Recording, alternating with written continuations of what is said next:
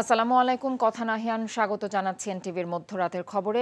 প্রস্তাবিত বাজেটকে দুর্নীতি সহায়ক আখ্যা দিয়ে টিআইবি নির্বাহী পরিচালক ডক্টর ইফতেখারুজ্জামান বলেছেন, বিনা প্রশ্নে কালো টাকা সাদা করার সুযোগ দিয়ে দুর্নীতিবাজদের দুর্নীতি করার লাইসেন্স দিচ্ছে সরকার। সোমবার এসডিজি বাস্তবায়নে নাগরিক প্ল্যাটফর্ম আয়োজিত বাজেট আলোচনায় একথা বলেন তিনি। এ সময় ডক্টর দেবপ্রিয় ভট্টাচার্য বলেন, চোর বাটপারদের অনৈতিক সুবিধা দেয়াতে বাজেটটি হয়েছে বেনজির বাজেট। হাসানুল শাওনের রিপোর্ট। জাতীয় বাজেট ও বিরাজমান পরিস্থিতিতে অসুবিধাগ্রস্ত মানুষের প্রাপ্তি শিরোনামে নাগরিক প্ল্যাটফর্মের এই আলোচনা, যাতে বক্তারা বলেন, প্রস্তাবিত বাজেটটিতে কম আয়ের মানুষকে স্বস্তি দেওয়ার মতো পর্যাপ্ত উদ্যোগ নেই। এছাড়া অর্থনীতিতে স্থিতিশীলতা এবং শৃঙ্খলা ফেরানোর দিক নির্দেশনাও মেলেনি এই বাজেটে। সংস্কারের ব্যাপারে কোনো বড় ধরনের রাজনৈতিক অঙ্গীকার আমরা ওখানে দেখি নাই, কোনো ধরনের ইঙ্গিতও আমরা সেইভাবে পাইনি। অপ্রদর্শিত অর্থ বৈধ করার সুযোগ দেয়া প্রসঙ্গে বক্তারা বলেন, দুর্নীতিকে উৎসাহিত করার এই বাজেটটি হয়েছে সংবিধান পরিপন্থী। সৎ আয়ের উপরে 30% আর 15% আপনি করবেন চুরি বাটপাড়ি করে করা তাদের উপরে, এটা তো হতে পারে না। আর তার চেয়ে বড় কথা, উনি কিভাবে এটা আয় করেছেন কোনো প্রশ্ন করবেন না। এটা তো সাংবিধানিকভাবে সাধারণ সর্বজনীন মানবাধিকার বিরুদ্ধে। মানে আসলেই তো এটা একটা বেনজির বাজেট। এটা কারো কোনো আইনগতভাবে কোনো প্রাতিষ্ঠানিকভাবে প্রশ্ন তোলা যাবে না। এখন যে নামটা অলরেডি বলেছেন, এটা গোপন করার কিছুই নাই। আমি নাম বলি, নাম বলেন আপনি, বেনজির মানে অনন্য। আচ্ছা ঠিক আছে, যেটা করা হচ্ছে বাস্তবে সেটা হলো যে যারা দুর্নীতি করছেন তাদেরকে পুরস্কৃত করা হচ্ছে, লাইসেন্স দেওয়া হচ্ছে সারা বছর অবারিতভাবে আরো দুর্নীতি করার। সার্বিকভাবে বাজেটটা হচ্ছে যে আমাদের যে বিজনেস পলিটিক্স ব্যুরোক্রেসি যে লিঙ্কেজ, যে নেক্সাস, তার তোষণমূলক বাজেট। টিআইবির নির্বাহী পরিচালক আরও বলেন, ঋণ খেলাপিদের পথ প্রদর্শকরাই এখন ব্যাংকিং খাতের নীতি নির্ধারক। বাংলাদেশে ঋণ খেলাপির পথ প্রদর্শক, বাংলাদেশে ব্যাংক জালিয়াতি লুটপাটের পথ প্রদর্শক, বাংলাদেশে কর ফাঁকির পথ প্রদর্শক, বাংলাদেশে অর্থ পাচারের পথ প্রদর্শক যারা, তারা কিন্তু এখন রাষ্ট্র ক্ষমতায় অন্যতম শক্তিশালী পক্ষ। তারাই নির্ধারণ করে দেয় ব্যাংকিং খাত কিভাবে উদ্ধার করা যাবে। তাহলে কোনোদিন কি ব্যাংকিং খাত উদ্ধার হবে? দুর্নীতি দমন কমিশন প্রসঙ্গে তিনি বলেন, দুদক এখন দুর্নীতি সহায়ক শক্তির কাছেই জিম্মি। যে পুরো প্রতিষ্ঠান যে দেশে ক্যাপচার্ড, ডিসফাংশনাল, রাজনৈতিকভাবে প্রভাবিত হওয়ার কারণে, দুর্নীতিগ্রস্ত এবং দুর্নীতি সহায়ক হওয়ার কারণে সেই দেশে আসলে জবাবদিহি পূর্ণ শাসন ব্যবস্থা প্রত্যাশা করা খুবই কঠিন। এছাড়া দেশের চলমান ক্ষমতার রাজনীতি জনগণের পক্ষে যাচ্ছে না বলেও মন্তব্য করেন আলোচনার বক্তারা। Hasanul Shaon, NTV news, Dhaka.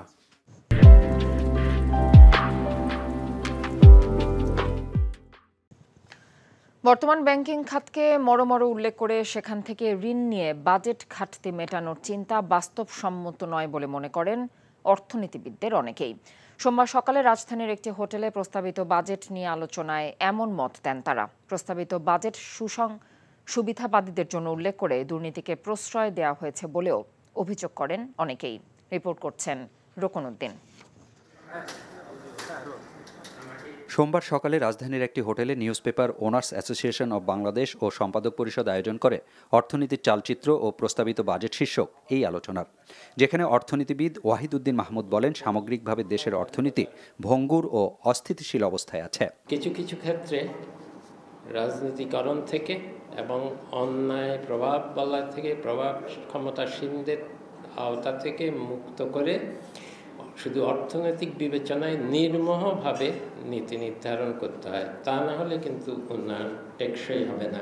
প্রস্তাবিত বাজেটে সামষ্টিক অর্থনৈতিক সংকট মোকাবেলার সাথে জীবনমানের উন্নতি, কর্মসংস্থান ও উদ্যোক্তা বৃদ্ধিতে বলার মতো পদক্ষেপ নেই বলেও মনে করেন কেউ কেউ। অর্থমন্ত্রী 3টা বড় অ্যাক্টরের কথা শুনেছেন। একটি হচ্ছে IMF, দ্বিতীয় অলিগার্সদের কথা শুনেছেন, যারা অনেক অনৈতিক সুবিধা নিয়ে ফুলে ফেঁপে উঠেছেন এবং এখনো আছেন। আর তৃতীয় আমাদের বেসিক্যালি দিয়ে আমলাতন্ত্র। যেই দর্শনটা আমরা প্রতিভাত হতে দেখছি সেটা হচ্ছে যে সুবিধাবাদীদের জন্য বাজেটটা করে দেওয়া, অর্থাৎ ক্ষমতাশীলদের, দুর্নীতিবাজদের, তাদেরকে আমি সুবিধা দিব, অন্যদেরকে ছিটে ফোটায় দিক সেদিক দিব, তারা কারণ তারা সেটা গ্রহণ করলে করুক, তারা চিৎকার করলে করুক, তাদের কোনো মাথা ব্যথা নাই। মূল্যস্ফীতিকে প্রাধান্য দেওয়া হয়েছে বলা হলেও বাজেটে তার প্রতিফলন নেই বলে মনে করেন অনেক অর্থনীতিবিদ। বাজেট ডেফিসিট ব্যাংক থেকে উঠবে টাকা, আরে ব্যাংক তো এমনি তো মরা অবস্থা, ব্যাংকের লিকুইডিটি নাই, সেক্ষেত্রে ট্রেজারি বিল দিয়ে তবে তো ব্যবসা বাণিজ্যের লোক কীভাবে ঋণ পাবে, ছোট শিল্প কীভাবে ঋণ পাবে, তারা যদি ব্যবসা যদি উজ্জীবিত না কর কোথেকে আনবেন, বাইরের থেকে বৈদেশিক ঋণ আনবেন, কিন্তু ঋণের যে সুদ দিব সেটা কী করবে, এখন মনে হচ্ছে ঋণ দিয়ে বা ঋণ পরিশোধ করবো, এরকম দিন চলে আসছে। আমার ব্যাংকিং খাত এতই দুর্বল একটা অবস্থানে আছে যে ব্যাংকিং খাতের যদি এই বছর যদি সর্বোচ্চ গত 3-4 বছরের মধ্যে সর্বোচ্চ ডিপোজিট গ্রোথ হয়, অর্থাৎ 10 থেকে 11%, 1,70,000 কোটি টাকার মতো ডিপোজিট আসবে ব্যাংকিং খাত থেকে, সরকার নিয়ে নেবে 1,37,500 কোটি টাকা বলছে, থাকলো কত? প্রস্তাবিত বাজেট টেকসই নয়, শুধু চালিয়ে নেবার জন্য দেয়া হয়েছে বলেও মন্তব্য করেন আলোচকদের অনেকে। রকনউদ্দিন, এনটিভি নিউজ, ঢাকা। প্রধানমন্ত্রী শেখ হাসিনাও ভারতের নতুন প্রধানমন্ত্রী নরেন্দ্র মোদীর বৈঠকে দুদেশের সম্পর্ক আরও দৃঢ় হবে বলে আশাবাদ জানিয়েছেন দুই নেতা। রোববার রাতে প্রধানমন্ত্রী হিসেবে শপথ নেয়ার পর দেশটির রাষ্ট্রপতি ভবনে শেখ হাসিনার সঙ্গে বৈঠক করেন মোদি। এ সময় দুই নেতাই বিদ্যমান দ্বিপাক্ষিক সম্পর্ক আগামী দিনগুলোতে আরও গভীর করতে আগ্রহ প্রকাশ করেন বলে সোমবার ব্রিফিংয়ে জানিয়েছেন পররাষ্ট্রমন্ত্রী ডক্টর হাসান মাহমুদ। তিনি বলেন, অত্যন্ত উষ্ণ ও বন্ধুত্বপূর্ণ পরিবেশে অনুষ্ঠিত বৈঠকে নরেন্দ্র মোদীকে সুবিধাজনক সময়ে বাংলাদেশ সফরের আমন্ত্রণ জানিয়েছেন বঙ্গবন্ধু কন্যা। তিনি আরও বলেন, দুনেতার দূরদর্শী নেতৃত্বে বাংলাদেশ ও ভারতের মধ্যে দ্বিপাক্ষিক সম্পর্ক নতুন উচ্চতায় পৌঁছেছে।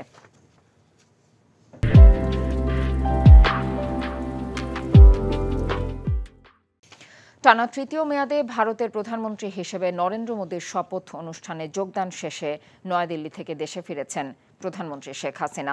সোমবার সন্ধ্যা 7:15টায় প্রধানমন্ত্রী ও তার সফর সঙ্গীদের বহনকারী বিমান বাংলাদেশ এয়ারলাইন্সের একটি বিশেষ ফ্লাইট হজরত শাহজালাল আন্তর্জাতিক বিমানবন্দরে অবতরণ করে। বিমানবন্দরে প্রধানমন্ত্রীকে স্বাগত জানান আওয়ামী লীগ সাধারণ সম্পাদক ওবায়দুল কাদের সহ সরকারের উচ্চ পর্যায়ের কর্মকর্তারা। রোববার সন্ধ্যায় রাষ্ট্রপতি ভবনে শেখ হাসিনা ও নরেন্দ্র মোদী একান্তে বৈঠক করেন। বৈঠকে শেখ হাসিনা টানা তৃতীয় মেয়াদে ভারতের প্রধানমন্ত্রী হওয়ার জন্য তার ভারতীয় সমকক্ষকে অভিনন্দন জানান এবং তাকে তার সুবিধাজনক সময়ে বাংলাদেশ সফরের আমন্ত্রণ জানান। বাংলাদেশে অবাধ সুষ্ঠু নির্বাচনে জন আকাঙ্ক্ষাকে ভারতের নতুন সরকার মর্যাদা দেবে বলে প্রত্যাশা করেন বিএনপি মহাসচিব মির্জা ফখরুল ইসলাম আলমগীর। বলেন, বর্তমান আওয়ামী লীগ সরকার আজিজ বেনজিরদের। সোমবার ঢাকা রিপোর্টার্স ইউনিটিতে এক আলোচনা সভায় এসব কথা বলেন তিনি। ইমরুল হাসানের রিপোর্ট।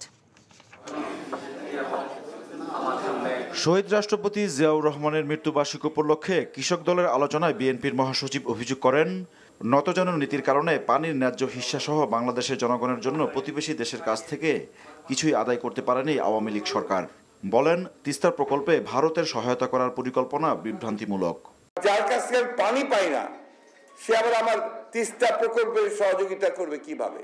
নরেন্দ্র মোদীর নতুন সরকার বিশেষ কোনো দল নয়, বাংলাদেশের জনগণের আকাঙ্ক্ষাকে গুরুত্ব দেবে বলে প্রত্যাশা ব্যক্ত করেন মির্জা ফখরুল। ভারত আমাদের প্রতিবেশী দেশ, নিঃসন্দেহে আমাদের অত্যন্ত প্রভাবশালী প্রতিবেশী দেশ।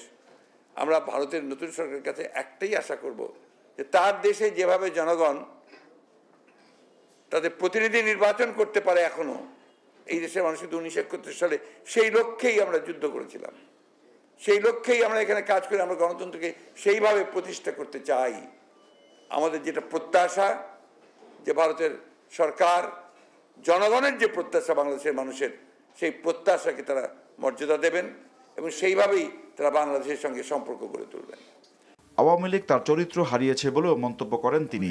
সে তখন ছাত্রলীগের নেতা ছিল, পরবর্তীকালে সে আওয়ামী লীগও করেছে, এমপিও হয়েছে, কিন্তু এখন প্রায় 10-12 বছর ধরে সে রাজনীতির কাছাকাছি নেই। আমি তাকে জিজ্ঞেস করলাম যে তুমি রাজনীতি করছো না কেন? তো বলে যে কোন রাজনীতি করবো? আমি করবা? বলি আওয়ামী লীগ কি আওয়ামী লীগ? এটা তো এখন আজিজ আর বেনজিরের আওয়ামী লীগ।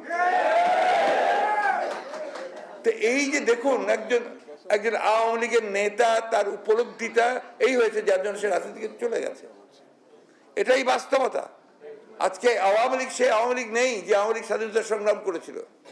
এই আওয়ামী লীগ নেই যে আওয়ামী লীগ আমাদের সঙ্গে স্বৈরাচারের বিরুদ্ধে সংগ্রাম করেছিল, লড়াই করেছিল। প্রস্তাবিত বাজেট লুটপাটের এমন অভিযোগ করে বিএনপির মহাসচিব বলেন, মূল্যস্ফীতির কারণে নিত্যপণ্যের দাম ক্রয় ক্ষমতার বাইরে চলে যাবে সাধারণ মানুষের। Imrul Hasan, NTV news, Dhaka. ভারতের প্রধানমন্ত্রী নরেন্দ্র মোদীর সঙ্গে বৈঠকে কি বিষয়ে আলোচনা হয়েছে দেশে ফিরে সে বিষয়ে প্রধানমন্ত্রী নিজেই জানাবেন উল্লেখ করে আওয়ামী লীগ সাধারণ সম্পাদক ওবায়দুল কাদের বলেছেন, মাত্র তিনি শপথ নিয়েছেন, কাজেই এখনই অনেক কিছু আশা করা ঠিক হবে না। সোমবার সকালে ধানমন্ডিতে আওয়ামী লীগ সভাপতির রাজনৈতিক কার্যালয়ে ঢাকা মহানগরের এমপি ও মেয়রদের সাথে দলের প্রতিষ্ঠা বার্ষিক নিয়ে বৈঠক শেষে ব্রিফিংয়ে তিনি এসব কথা বলেন। জানিয়েছেন, আওয়ামী লীগের ৭৫ বছর পূর্তির অনুষ্ঠানে দেশে নিবন্ধিত সব রাজনৈতিক দলকে আমন্ত্রণ জানানো হবে। গণমাধ্যমগুলো শুধু সাবেক আইজি বেনজির ও সাবেক সেনাপ্রধান আজিজ আহমেদকে নিয়ে পড়ে আছে মন্তব্য করে ওবায়দুল কাদের বলেন, আওয়ামী লীগের প্রতিষ্ঠা বার্ষিকী নিয়ে তাদের কোনো আলোচনা নেই।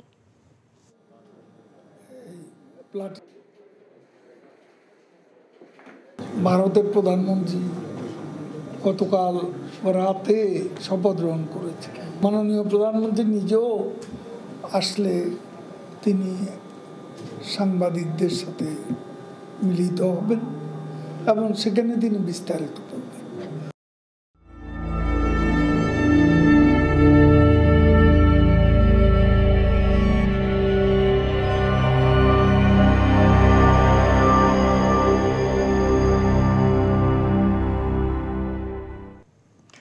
চারিদিকে থই থই পানি, তবুও হাহাকার সুপেয় পানির। এ চিত্র দেশের দক্ষিণ পশ্চিম উপকূলের। সাতক্ষীরা, খুলনা ও বাগেরহাটের অধিকাংশ এলাকায় বিশুদ্ধ পানির সংকট বছর জুড়েই। বাধ্য হয়ে নাওয়া খাওয়া গৃহস্থালির সব কাজে ব্যবহার করতে হচ্ছে নোনা পানি, যার প্রভাবে ক্যান্সার সহ জটিল সব রোগ বাড়ছে।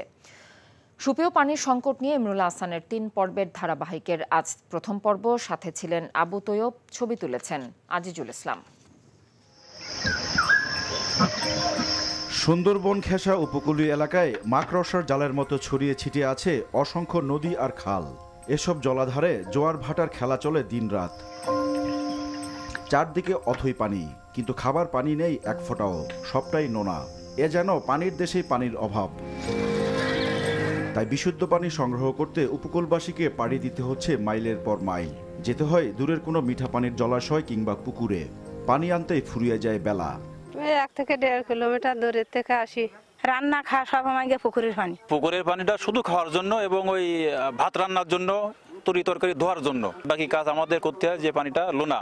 সিডর, আইলা আর আমফানে নষ্ট হয়ে গেছে খুলনা অঞ্চলের প্রাকৃতিক উৎসগুলো। এই এলাকার নলকূপের পানিও লবণাক্ত। উপকূলীয় অঞ্চলের ভূগর্ভস্থ পানির লেয়ার অনেক কমে গেছে এবং যার দরুন ওই ফাঁকা জায়গাটা, ভূগর্ভস্থ ফাঁকা জায়গাটা আপনার সি ওয়াটার দ্বারা পরিপূর্ণ হচ্ছে, যার জন্য এখন দেখা গেছে যে দক্ষিণ পশ্চিম উপকূলীয় অঞ্চলের প্রত্যেকটা নলকূপের পানি একটা মিক্সিং স্টেজে আছে। বর্ষাকালে বৃষ্টির পানির অপেক্ষায় থাকতে হয় প্রান্তিক এলাকার মানুষকে। ট্যাঙ্কিতে পানি ধরে রেখে কয়েক মাসের প্রয়োজন হয়তো মিটছে অনেকের, কিন্তু শুষ্ক মৌসুমটা সবসময় তাদের কাছে নরকের মতো।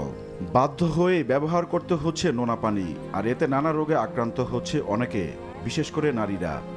গায়ে অ্যালার্জি এটি গেছে, চুলকায়, কি করব? ওষুধ টষুধ তো কিনে খেতে পারেনি, সেই পালে আসি। বৃষ্টি পানি থাকলে ভালো, আর না থাকলে অনেক দূরে টানতে হয়, সেখান থেকে এনে তাই রান্না করতে হয় কষ্ট। শীতকালে ভোর বেলায় যেতে উঠি রাত থাকতে। আমরা ইদানিং দক্ষিণ অঞ্চলের অনেক মানুষকে বিভিন্ন ধরনের ক্যান্সারে আক্রান্ত হতে দেখি। লবণাক্ততার কারণে ওখানে মিসক্যারেজ হচ্ছে কিনা, ওখানে ইনফার্টিলিটি হচ্ছে কিনা, ওখানে অন্যান্য রোগের প্রাদুর্ভাব হচ্ছে কিনা একটি রিসার্চ হওয়া দরকার। তাহলে আমরা বুঝতে পারবো যে এই লবণাক্ততার ভয়াবহতা কতটুকু। সমস্যা সমাধানে সরকারি বেসরকারি উদ্যোগে কিছু প্রকল্প নেওয়া হলেও তা স্থায়ী কোনো সমাধান নয় বলে মনে করছেন বিশেষজ্ঞরা।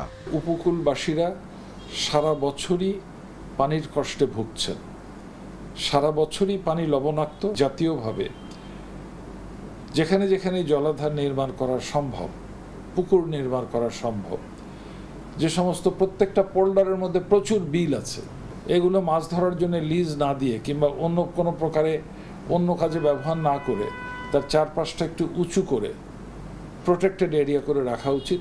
এর বাইরে সহজ সস্তা সমাধান আমি দেখতে পাই না। যতটুকু প্রয়োজন তার তুলনায় সাপোর্ট কতটুকু যাচ্ছে সেটা ভীষণ অপ্রতুল। যে কোনো সাইক্লোনই যখন হয় এই এলাকাগুলো কিন্তু পুরোপুরি আইসোলেটেড হয়ে যায়। ওখানে যথেষ্ট পরিমাণ ওয়াটার ফিল্টার যদি বলি বা পিউরিফিকেশনের সিস্টেম সেগুলো নেই, ওখানে হেলথ কেয়ার ফ্যাসিলিটি তারাও হয়তো যথেষ্ট পরিমাণ রিসোর্স তাদের কাছে নেই। এই সব কিছু মাথায় নিয়েই কিন্তু তাদেরকে প্রতিদিন চলতে হচ্ছে। উপকূলীয় এলাকায় সুপেয় পানির সংকট দীর্ঘদিনের। বছর বছর ঘূর্ণিঝড়ের মতো প্রাকৃতিক দুর্যোগে মিঠা পানির উৎসগুলি নষ্ট হওয়ায় এই সংকট আরও তীব্র হচ্ছে। এছাড়া জলবায়ু পরিবর্তনের কারণে গড় বৃষ্টিপাতও কম হয়েছে গেল কয়েক বছর। এমন অবস্থায় উপকূলবাসী স্বাস্থ্য সুরক্ষায় বিশুদ্ধ পানির যোগান নিশ্চিতে সরকারি বেসরকারি উদ্যোগের তাগিদ বিশেষজ্ঞদের। ইমরুল আহসান, এনটিভি নিউজ, কয়রা, খুলনা। সরকার পরিবহন মালিক শ্রমিক নেতাদের তোষামোদি করছে উল্লেখ করে যাত্রী কল্যাণ সমিতির মহাসচিব মোজাম্মেল হক চৌধুরী এই অভিযোগ করেন। প্রতি ঈদে ভাড়া নৈরাজ্য ও সড়ক দুর্ঘটনা বাড়ছে। সোমবার ঢাকা রিপোর্টার্স ইউনিটির সাগর রুনি হলে ঈদযাত্রায় ভাড়া নৈরাজ্য ও সড়ক দুর্ঘটনা বৃদ্ধিতে নাগরিক সমাজের উদ্বেগ শীর্ষক আলোচনা সভায় তিনি এমন অভিযোগ করেন। মোজাম্মেল হক চৌধুরী বলেন, সরকার প্রতি বছর ঈদে অতিরিক্ত ভাড়া আদায় বন্ধে কঠোর ব্যবস্থা নেওয়ার ঘোষণা দিলেও তার তেমন বাস্তবায়ন হয় না। অতিরিক্ত ভাড়া আদায় বন্ধে নিয়ন্ত্রণ সংস্থা, পরিবহন মালিক ও শ্রমিক সংগঠনগুলোকে দায়িত্ব দিলেও তারা সবাই মিলেমিশে ভাড়া নৈরাজ্য চালায়। মহাসচিব বলেন, অতিরিক্ত ভাড়া আদায় বন্ধে ফিটনেসবিহীন যানবাহন চলাচল বন্ধে গঠিত মনিটরিং কমিটিকে নিয়ন্ত্রণ সংস্থার পাশাপাশি শুধুমাত্র পরিবহন মালিক ও শ্রমিক সংগঠনের নেতারা দায়িত্বে থাকেন। তাই যাত্রী হয়রানি, ভাড়া নৈরাজ্য ও সড়ক দুর্ঘটনা কমাতে কার্যকর ব্যবস্থা গ্রহণের দাবি জানিয়েছেন তিনি। বিএনপির প্রতিষ্ঠাতা শহীদ প্রেসিডেন্ট জিয়াউর রহমানের ৪৩তম শাহাদাত বার্ষিকী উপলক্ষে বিএনপি বাহরাইন কেন্দ্রীয় কমিটির উদ্যোগে দোয়া ও আলোচনা সভা অনুষ্ঠিত হয়। এনটিভি বাহরাইন প্রতিনিধি সৈয়দ মামুন হোসেন জানিয়েছেন, সংগঠনের সাবেক ভারপ্রাপ্ত সভাপতি মোহাম্মদ আক্তারুজ্জামান মিয়ার সভাপতিত্বে সাবেক সিনিয়র যুগ্ম সাধারণ সম্পাদক জাহাঙ্গীর আলম এবং সাবেক প্রচার সম্পাদক শহীদুল ইসলাম সরকারের যৌথ সঞ্চালনায় প্রধান অতিথি ছিলেন সাবেক প্রধান উপদেষ্টা আবুল বাশার। বাংলাদেশ থেকে টেলিকনফারেন্সে বক্তব্য রাখেন বিএনপি কেন্দ্রীয় কমিটির যুগ্ম সাধারণ সম্পাদক খায়রুল কবির খোকন। বিএনপি চেয়ারপারসনের উপদেষ্টা বীর মুক্তিযোদ্ধা অ্যাডভোকেট ফজলুর রহমান, কুমিল্লা বিভাগীয় সাংগঠনিক সম্পাদক অধ্যক্ষ অ্যাডভোকেট সেলিম ভুইয়া এবং বিএনপি কার্যনির্বাহী কমিটির সদস্য কুমিল্লা ১১ আসনের সাবেক এমপি আব্দুল গফুর ভুইয়া। অনুষ্ঠানে গেস্ট অব অনার ছিলেন সাবেক সিনিয়র সহ সভাপতি আব্দুল গনি মজুমদার, সাবেক সহ সভাপতি আবুল হোসেন ভুইয়া। বিশেষ অতিথি ছিলেন সাবেক সহ সভাপতি মোহাম্মদ নুরে Alam, doctor M A Shahed, engineer Nazrul Islam, Sohel Ahmed, Akbar Ali, Abdul Latif, আশকার আঞ্চলিক শাখার সভাপতি এখলাস উদ্দিন, সাধারণ সম্পাদক মোহাম্মদ নওশাদ আলী, সাংগঠনিক সম্পাদক মোহাম্মদ দেওয়ান আহসান, যুবদলের সাবেক সভাপতি আলাউদ্দিন গাজী, সাবেক সাধারণ সম্পাদক আলমগীর হাজারী, বাশার আহমেদ, জামশেদ, মাসুদ, রবিউল, কামরুজ্জামান। এছাড়াও স্বেচ্ছাসেবক দলের সভাপতি আব্দুল আলিম সহ সভাপতি সেলিম সহ বিএনপির সহযোগী সংগঠনের বিপুল সংখ্যক নেতাকর্মীরাও উপস্থিত ছিলেন। নিউ ইয়র্কের নাসাউ কাউন্টিতে দক্ষিণ আফ্রিকার বিপক্ষে বাংলাদেশের এমন হারে হতাশ খেলা দেখতে আসা দর্শকরা। আগামী 2 ম্যাচে জয়ের প্রত্যাশা বাংলাদেশি সমর্থকদের। বাংলাদেশ অনেক ভালো খেলছে, সাউথ আফ্রিকার সাথে যেটা খেলছে আলহামদুলিল্লাহ নেক্সট গেম ইনশাআল্লাহ আমরা জিতবো। আরো বেশি রানে হারার কথা ছিল, বাট অল্প রানে হারছি। ইনশাআল্লাহ নেদারল্যান্ডের কাছে জিতে আমরা সেকেন্ড রাউন্ডে যাব। প্রচন্ড মন খারাপ, অনেক কষ্ট করে আসছিলাম ফ্যামিলি নিয়ে, কিন্তু অনেক ভাঙা হৃদয় নিয়ে আবার ফিরে যাচ্ছি। অনেক কষ্ট করে আমরা এখানে আসছি, সবাই জানেন বাংলাদেশের প্রচুর সাপোর্টার সারা মাঠেই, এবং ম্যাচটা বাংলাদেশের জেতার কথা ছিল, বাংলাদেশের হাতেই ছিল, কিন্তু দুঃখের বিষয় পারলাম না।